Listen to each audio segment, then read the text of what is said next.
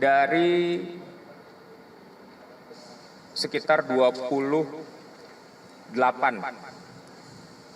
orang terduga yang diamankan berdasarkan kecukupan alat bukti, maka seorang anggota Kripjaya ditangkap Polres Metro Jakarta Pusat saat menggelar operasi Berantas Jaya 2025.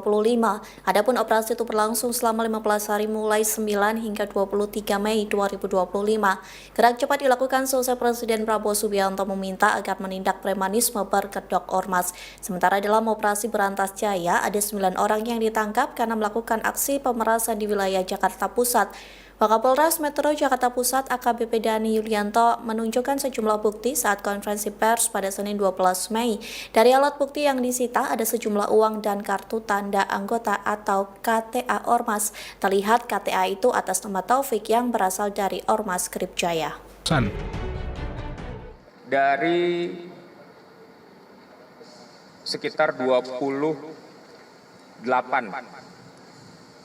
orang terduga yang diamankan berdasarkan kecukupan alat bukti, maka Satreskrim Polres Metro Jakarta Pusat telah menetapkan 9 orang yang kuat dapat ditetapkan tersangka dengan persangkaan pasal 335, yaitu terkait masalah pemaksaan dengan menggunakan kekerasan atau ancaman kekerasan, dan juga pasal 368, yaitu dengan ancaman kekerasan atau kekerasan untuk menyuruh orang memaksa menyerahkan suatu barang yang biasa kita sebut dengan pasal pemerasan.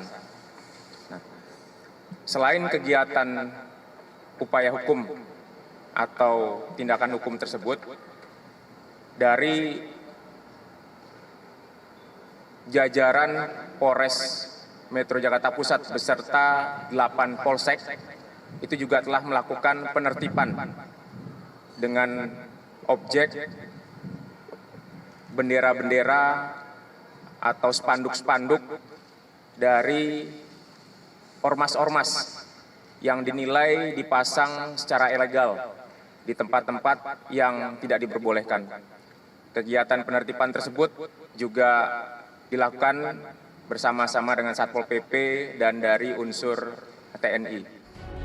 Download Tribun X sekarang, menghadirkan lokal menjadi Indonesia.